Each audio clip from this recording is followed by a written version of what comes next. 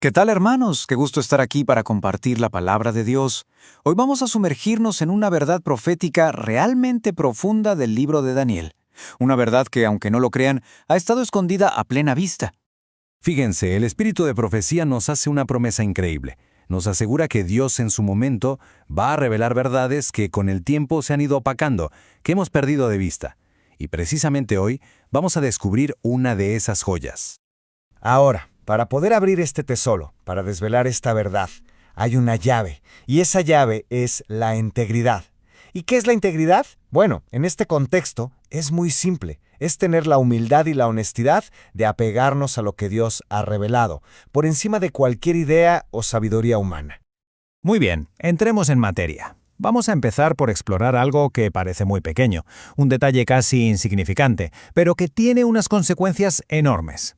Veremos cómo un simple error humano, un error de traducción, puede llegar a oscurecer un pilar fundamental de la profecía.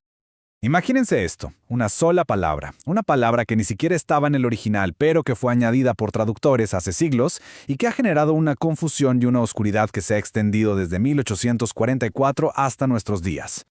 Bueno, vamos directo al punto. ¿Dónde está exactamente este error? Y más importante todavía, ¿qué nos dice el espíritu de profecía sobre esto? Vamos a verlo. Si vamos a nuestras Biblias, a Daniel capítulo 8, versículo 13, encontramos la pregunta que da inicio a la profecía de los 2300 días. Y ahí, en medio del texto, vemos la palabra sacrificio, la visión del continuo sacrificio. Pero aquí es donde la luz del cielo aclara todo el panorama. Escuchen atentamente lo que dice Elena de White. Ella declara, sin lugar a dudas, que esa palabra, sacrificio, fue añadida por sabiduría humana. Simplemente no pertenece al texto original. Y uno se pregunta, ¿cómo es que pasó esto? Bueno, el error tiene una lógica humana. La palabra continuo aparece unas 104 veces en la Biblia y 99 de ellas funciona como un adjetivo, o sea, describe algo. Los traductores, al verla en Daniel, asumieron que también era un adjetivo y le buscaron un sustantivo. ¿Qué se hacía continuamente en el santuario? Sacrificios. Y así añadieron la palabra. No se dieron cuenta de que en Daniel Dios le estaba usando de una forma diferente, como un sustantivo, como un nombre propio. Ahora que entendemos dónde estuvo el error, regresemos a la luz original. Vamos a ver qué era lo que nuestros pioneros, guiados por el Espíritu de Dios, creían sobre este punto antes de que surgiera la confusión. Antes del chasco de 1844, en la Iglesia había una unidad total sobre el significado del continuo, y esta comprensión vino por primera vez a través de un hombre de Dios, Guillermo Miller. Fíjense qué fascinante el proceso de Miller. Él encontró la llave en los escritos del apóstol Pablo. Pablo hablaba de un poder que detenía a la manifestación del hombre de pecado. Miller se preguntó, ¿qué poder político y religioso estaba deteniendo al papado en la antigua Roma? La respuesta era obvia, el paganismo. Así que concluyó, el continuo tiene que ser el paganismo. Y esto nos lleva a un contraste que es francamente impactante. Por un lado, la interpretación de los pioneros. El continuo es el paganismo, una verdad revelada por santos ángeles.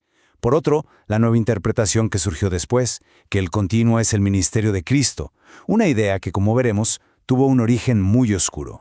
Pero como siempre sucede con la verdad de Dios, no tardó en ser atacada.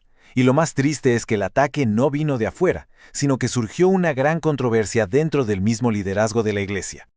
Esta línea del tiempo lo resume todo. Pasamos de una unidad total en la verdad alrededor de 1844 a una rebelión abierta por parte de algunos líderes importantes entre 1910 y 1911, quienes introdujeron esta nueva enseñanza.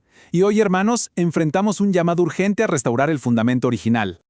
Y para que no quede la menor duda sobre el origen de esta nueva luz, escuchen la advertencia directa que dio Elena de White. Dijo que las mentes de estos líderes estaban siendo influenciadas por ángeles caídos. Era, en sus propias palabras, obra de Satanás para desviar a la Iglesia. La amonestación fue clarísima. Les dijo, dejen los libros de los pioneros en paz. Su misión, les recordó, no era encontrarle fallas a la verdad ya establecida por Dios, sino ganar almas para Cristo. A veces, el silencio es la mayor elocuencia. Bueno, hemos hablado de historia, de teología, de traducciones, pero la gran pregunta es, ¿y por qué todo esto nos importa a nosotros hoy en las puertas de la venida de Cristo? Vamos a plantear la pregunta de forma directa. ¿Por qué el entender correctamente qué es el continuo se convierte en una prueba de fe para el pueblo de Dios justo ahora, en el tiempo del fin? Y aquí es donde todo cobra un sentido impresionante. El mismo pasaje de Tesalonicenses que usó Miller para identificar al continuo contiene también una advertencia muy solemne. Aquellos que no aman la verdad recibirán un poder engañoso para que crean la mentira. Pensemos en esto por un momento, porque es realmente poderoso. De los cientos de palabras que los traductores pudieron haber añadido en la Biblia, solo hay una que Dios, a través de su profeta, ha señalado específica y públicamente como un error. Una sola. Por lo tanto, nuestra postura en este asunto se convierte en un termómetro de nuestra integridad espiritual. ¿Confiamos en la sabiduría humana que añadió una palabra o en la clara revelación de Dios que nos dice que la quitemos? Aceptar el error nos deja vulnerables y nos prepara para recibir el gran engaño final. Y esto no termina aquí. Este mismo patrón de manipulación y ocultamiento de la verdad nos lleva directamente a otra profecía fundamental que también ha estado escondida a plena vista. Pero esa es una historia para nuestro próximo encuentro.